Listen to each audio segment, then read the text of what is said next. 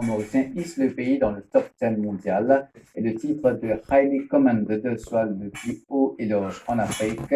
Les autorités parlent de réformes pointues dans la réglementation ainsi que le développement infrastructurel appuyé par des investissements massifs.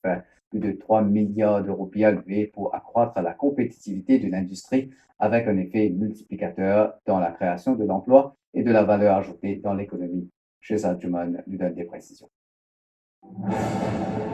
Le port franc-mauricien se classe parmi les 10 premières zones franches du monde et deuxième en Afrique, selon le magazine FDI Intelligence. Selon l'Economic Development Board, qui est le régulateur du secteur du port franc-mauricien, c'est la continuité dans les développements au niveau de la zone franche qui a mené à ce classement.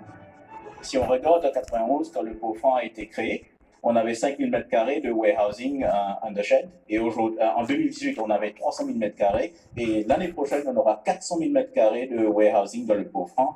Donc, ça démontre une certaine confiance dans le port franc mauricien. C'est un travail d'équipe entre le Economic Development Board, le MRA Custom, d'autres institutions du pays et surtout les développeurs qui croient dans le port franc mauricien.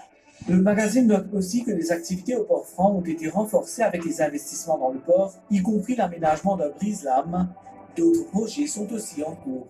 Les investissements au niveau des développements port franc est de 2,6 milliards sur une base de 12 mois, qui veut dire pour 2020 et 2021.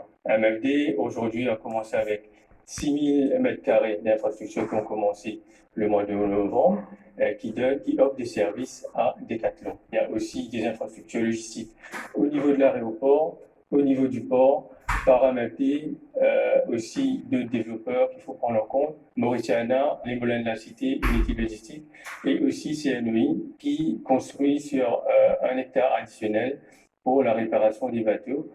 Malgré le ralentissement dans les activités économiques dues à la Covid-19, la croissance dans le secteur de la zone franche ainsi que les développements annoncés auront un effet multiplicateur dans la création d'emplois et de la valeur ajoutée dans l'économie mauricienne.